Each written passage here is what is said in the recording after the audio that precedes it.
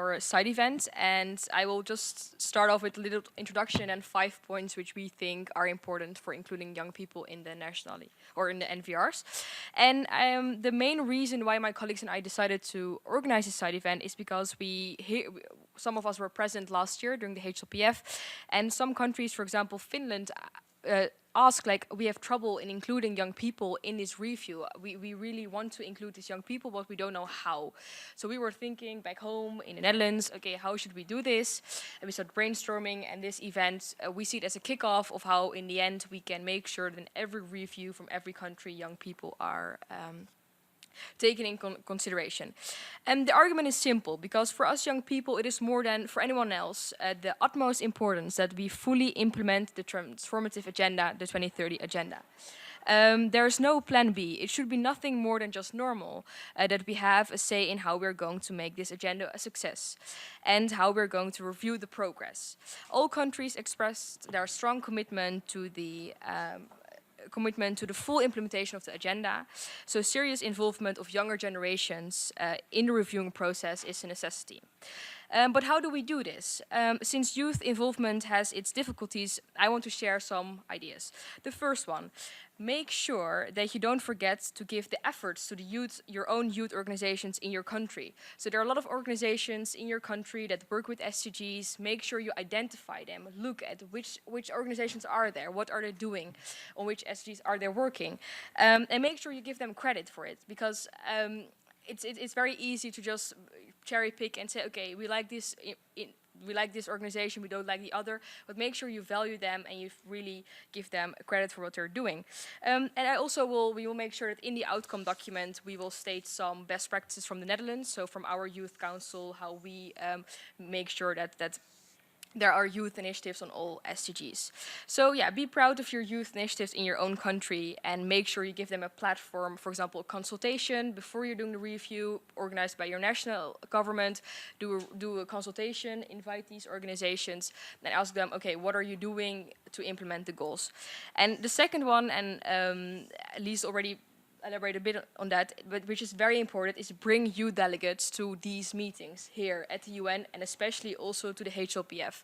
Because last year I think there were only 6 from 3 different countries present at the HLPF, so make sure that your country brings these youth delegates.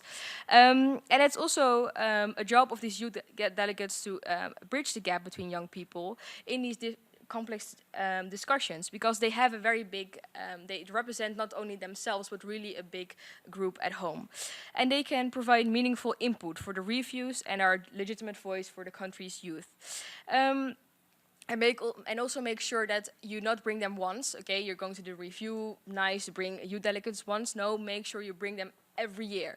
So for example, your country is up for review next year, so then this year they can see, okay, how does a review works, who are speaking during the reviews, how does a presentation look like, so that they can also learn, and then in 1 year time they have the time to really go back to their country and see how they can help their own country with the review.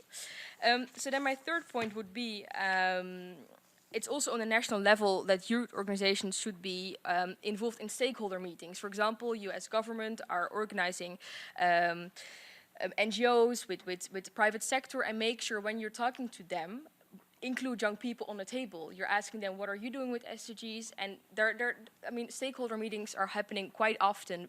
Governments are organizing them. So make sure you give youth a seat at that table as well.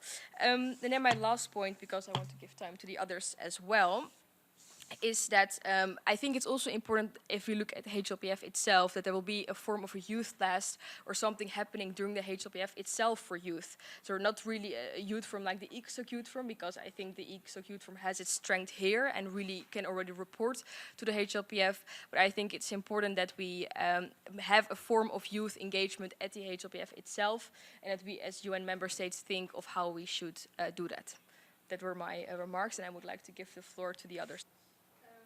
Yes, thank you. I think I can tell you something about the best practices on that level, because I think one thing which also building a little bit on the European Youth Forum, which is very helpful for governments, if National Youth Council map what is done in the country for youth initiatives, so that they map, okay, we have 17 goals, okay, this organization is working on goal 5, this organization is working on goal 17, so that if there are different ministries working on specific goals, that they can reach out to these specific youth organizations which are mapped by the Youth Council. And then I also would come back to what I think the Dutch government is doing. They have focal points for every ministry, so they will come by, I think, every 6 weeks. They will sit together, and people are invited, as even we as youth delegates are invited to tell them and to show them what are we doing with the goals. So we show our own SDG project, what we are doing with young people. So what happens, you will have all the ministries present, and just people will come in to present their ideas. There's like a multi-stakeholder event, but where also young people come in to show them what they're doing. And then from that point on, for example, if the Ministry on Finance likes our idea, like, okay, I like the fact you're working on decent economic growth, we can work together and collaborate. So I think it's really important that mapping is done by the Youth Council, and that also really focal points of ministries are working with either the Youth Council, or that one ministry, I think in the Netherlands it's still the Ministry of Foreign Affairs, is in charge of providing and these consultations and really making sure people are in. And another point I would like to make is that it's also very important in these consultations, in these meetings, that we should look at all different forms of youth, because youth is not a very homogeneous group. I mean, you have different people of different ages, you have people of different backgrounds, social backgrounds, you have people of different different levels of education. So also in these processes of getting youth initiatives, presenting it to ministries, presenting it to the government, when they are trying to influence policies,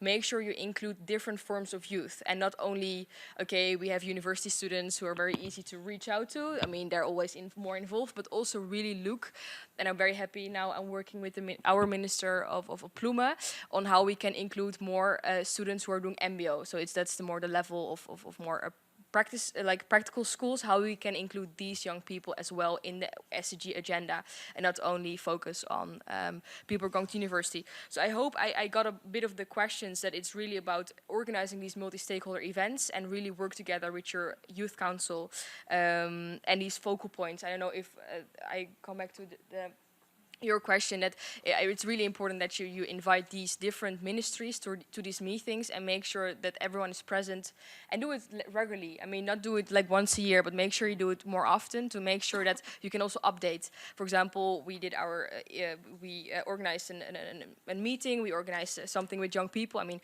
I'm continuously speaking to young people. Last year I did 1,000, maybe in a half year I did more, so I will have more input also to bring. So I think it's nice also to do this regularly and make sure that everyone can, again, report back also what is going on. She was asking. She was asking a bit about consultations post. Well, I do also want to give the question a bit back to the Dutch government, because I'm not completely sure, but I mean it's a 15-year agenda, and I mean Netherlands is not only going to review itself. Every country is not only going to do it once, we're going to do it multiple times. So I think it's important that once you did review now in 2017, you're going to take this report and make sure you're going to improve yourself, because it's also a moment of looking, okay, we're doing it now at this level, but making sure how are we going to do it in 5 years, how are we going to improve ourselves. So I think, coming back to the question of Lisa from Choice, is that make sure you have this in your hand like all the time when you're doing something, and making sure, okay, this is what I did well, this is what I didn't do well, and really also report back to the different stakeholders. So we presented this, okay, how are we going to do it better? With the same group, make sure you over and over again talk to each other, consult with each other, how are we going to make this better? And I don't know if the government has a bit more to say on that, but